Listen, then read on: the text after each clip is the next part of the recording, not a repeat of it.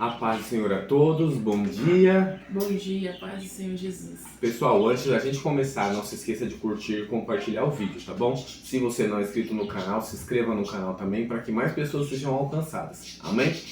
Hoje a gente está em João 17, 18 e 19, certo? Então leia aí junto com a gente, tá bom?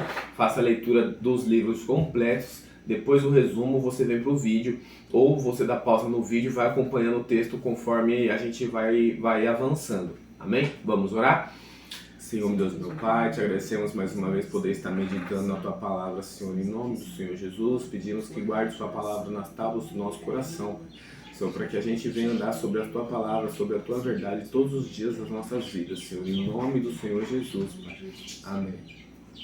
Irmãos, hoje eu quero começar a partir do 19, do 19 a partir aqui do 12. Que diz assim: a partir desse momento Pilatos queria soltá-lo, mas os judeus gritavam: se você soltar este homem, não é amigo de César, né? Todo aquele que se faz rei é contra César. Quando Pilatos ouviu essas palavras, trouxe Jesus para fora e sentou-se no tribunal, no lugar chamado Pavimento, em hebraico, Gabatá. E era a preparação da Páscoa, por volta do meio-dia. E Pilatos disse aos judeus: eis aqui o rei de vocês. Eles, porém, clamavam: fora, fora, crucifiquem-o.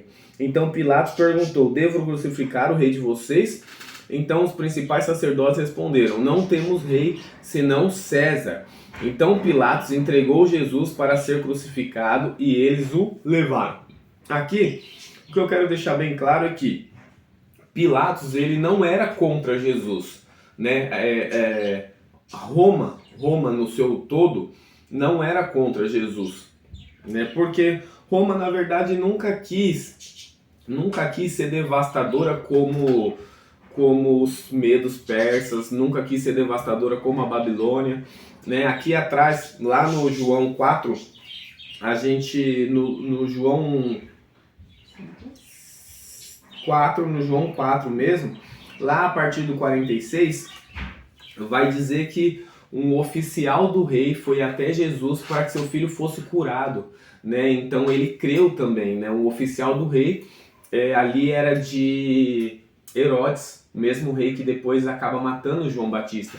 Que lá a gente também vê o mesmo cenário. Herodes ele gostava de João Batista. Quem quis matar João Batista foi a mulher de Herodes. Mas isso por quê? Porque também aqui Pilatos ele precisa, antes de chegar a César, ele precisa se reportar a Herodes. E lá Herodes ele tem uma história já com os judeus. Porque a mãe de Herodes, né, Herodes tinha um pai romano, mas a mãe de Herodes era de Samaria. Então ele já teve ali uma participação com um treinamento ali, uma convivência, né, com o povo de Deus. E ali o oficial leva o seu filho para ser curado. Automaticamente no meio deles já devia se falar sobre isso. Porque quem não gosta de milagres? Tem que ser muito tonto para não gostar de milagres, né? Não precisa ser muito inteligente. Está sendo bom para eles, não está sendo ruim para eles, né? Quem não gosta de algo bom, né? E aqui, nesse texto aqui que Jesus é condenado, eles fazem algo exatamente ao contrário do que Daniel faz na Babilônia. Olha que contraste, né? Daniel estava de frente com como é que era o nome do rei da Babilônia? Nabucodonosor, certo? Daniel estava de frente com ele. E Daniel orava 3 vezes ao dia. Algum invejoso foi lá e falou: ó, rei, vamos fazer um estatuto aqui que ninguém pode adorar outro rei a não ser você, certo? Ninguém pode adorar. Aí ele vai lá e faz o estatuto, Daniel é pego adorando outro que não seja Nabucodonosor. O que acontece com isso? Daniel, a quem era admirado por Nabucodonosor gostava de Daniel, acabou sendo...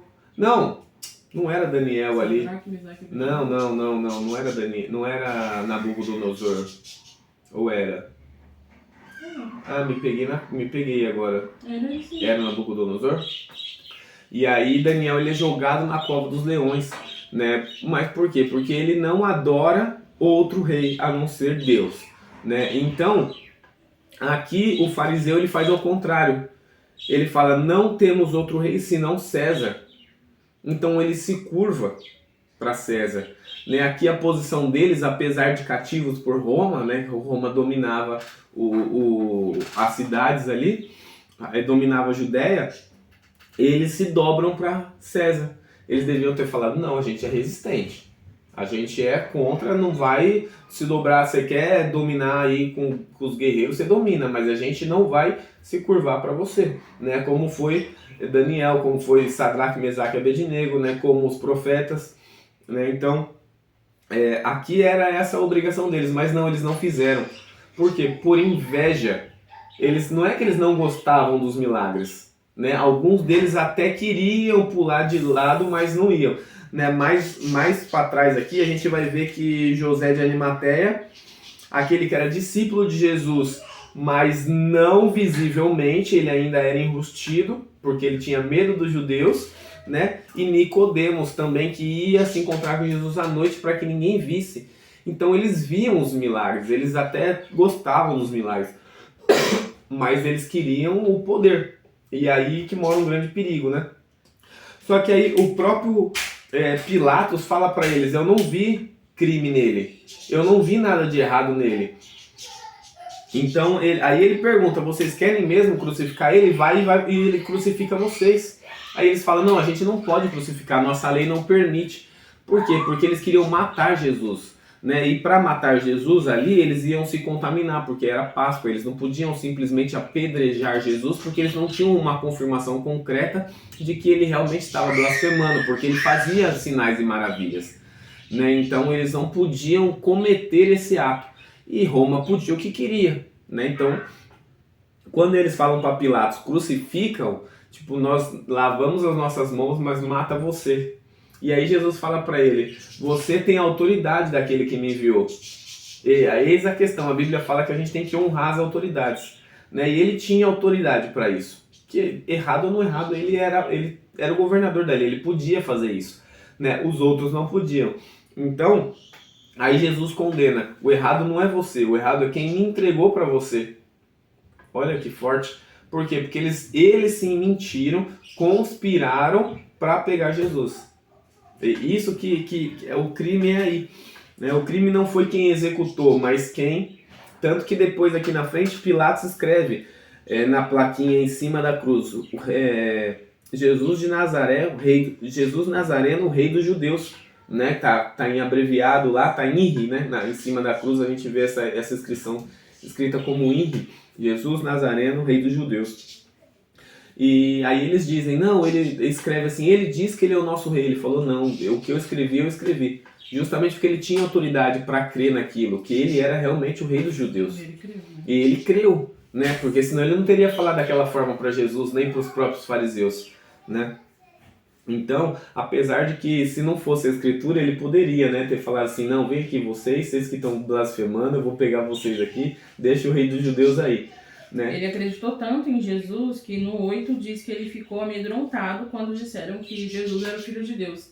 Então ele temeu mais a Deus e a Jesus do que os Sim. próprios judeus, do que os próprios sacerdotes. Exatamente. Que deveriam estar fazendo esse papel, quem fez foi Pilatos. Sim, tanto que Roma em momento nenhum se opôs, né, nem ao cristianismo, nem depois à religião, né? Eles meio que torceram um pouco as coisas, por isso que eles chamam Pedro de o primeiro Papa, né? E a igreja romana é a primeira igreja instituída, né? A primeira igreja instituída é a igreja de Roma, que até hoje o Papa fica lá, né?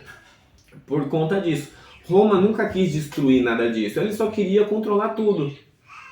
O poder deles era esse, que quero controlar tudo. Aí eles adaptaram a religião pro lado deles e falar assim, então aqui tá o Papa e aqui a gente controla tudo. Né? Tanto que até hoje a gente sabe que Roma, os poderes e o papado é sempre envolvido. Né?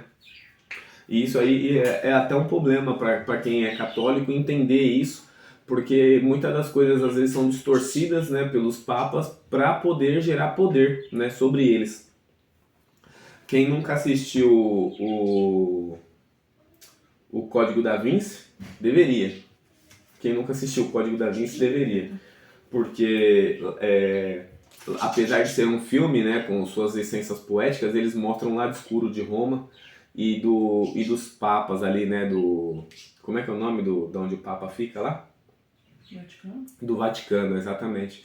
O Código da Vinci mostra aí o lado obscuro do Vaticano, né? Mas aqui quando ele entrega Jesus para ser crucificado, eles nem permitem que Jesus sofra as coisas que deveria todos os outros sofrerem.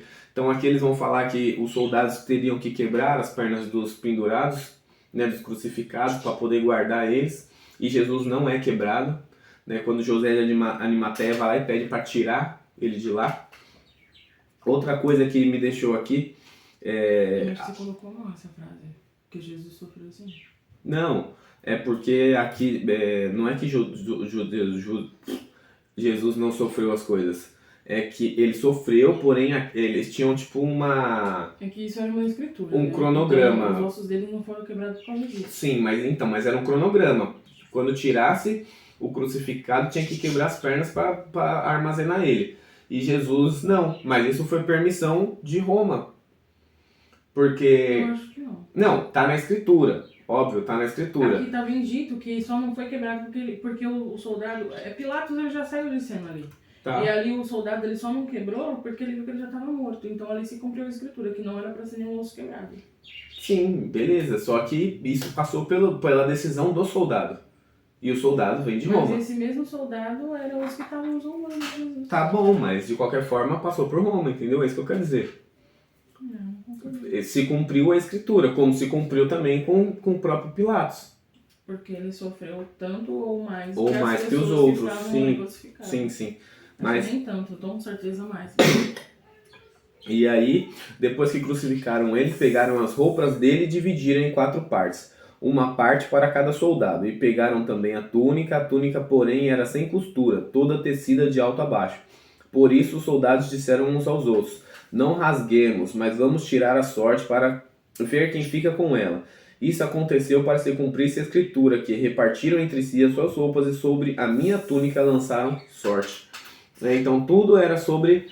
os soldados faziam as coisas achando eles que eram por vontade própria, mas era porque tinha que se cumprir as escrituras, né? Então, e isso foi o que os soldados fizeram. Junto à cruz estava a mãe de Jesus, a irmã dela, Maria, mulher de Clopas, e Maria Madalena. Vendo Jesus a sua mãe e junto dela o discípulo amado, disse: mulher, eis aqui o seu filho. E depois disse ao discípulo: eis aí a sua mãe. Dessa hora em diante o discípulo a tomou para a casa.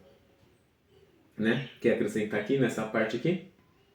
Não. Quer sim, você estava falando sobre ela. Não, eu só comentei que João ele se titulava, né, como discípulo amado. O discípulo amado, e aí Jesus o amava tanto que o fez irmão dele e a mãe dele, própria dele deu para João. Então Sim. realmente ele era bem amado, né?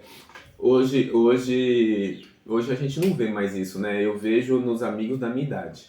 Nos amigos da minha idade, até hoje eu vejo alguns chamam a mãe do outro de tia, né? Como se eles fossem primos, né? Então a gente vê, hoje a gente não vê mais as crianças chamando as mães dos amiguinhos de tia, de tio, mas até hoje eu trato alguns, né? Eu trato alguns, até os pais do Augusto mesmo, né? Como tio, mando mensagem pra ele, falo: tio, e a tia, como tá, tal, né? Porque a amizade é tão forte. a amizade era forte, amizade forte. Amigos mais chegados que irmãos. Exatamente.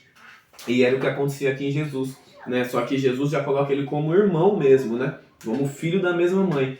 Mas isso por causa do cuidado, né? Então você tem agora a obrigação de cuidar da minha mãe e minha mãe a obrigação de cuidar de você.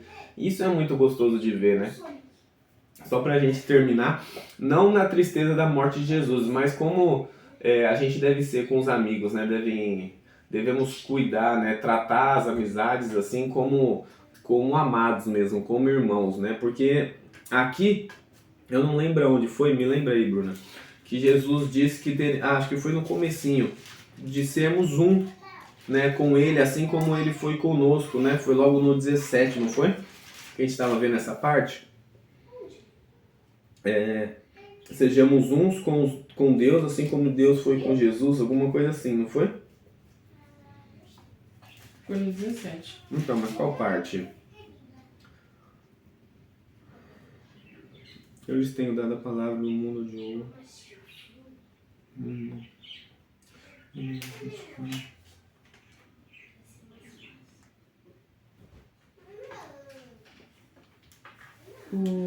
Aqui, ó. 21. A fim de que todos sejam um, e como tu, ó Pai, está em mim e eu em ti, também eles estejam em nós, para que o mundo creia que tu me enviaste e eu lhes transmiti a glória que me deste, para que sejam um, como nós somos, e eu neles e tu em mim, a fim de que sejam aperfeiçoados na unidade, para que o mundo conheça que tu me enviaste e o amaste como também o amaste a mim. Então, só para a gente finalizar esse texto, sejam próximos uns dos outros, né? Se você tem amigos que mesmo que não te tratem como amigos, seja próximo deles para que eles vejam em você a diferença, né? E vendo em você a unidade sua com Cristo, sua unidade com Deus, né? Isso é importante porque assim daríamos bom testemunho daqueles que nos enviou, né? Aqui nesse mesmo texto, vocês vão ler aí, vocês vão entender que no 17 vai falar que Deus nos escolheu desde o começo do mundo, né? Então, só diz que Deus é bom quem está no Espírito, né? A palavra diz isso, Jesus diz isso, que só quem está no Espírito consegue dizer que Deus é bom, né? Então, Jesus nos escolheu, Deus nos escolheu desde antes de nascermos, desde os ventres das nossas mães, para nós sermos um com Ele e Ele um com nós. Mas mesmo assim temos que ser uns com os outros, porque senão não estaríamos nele. Se a gente não consegue amar quem a gente vê, como é que a gente ama quem a gente não vê?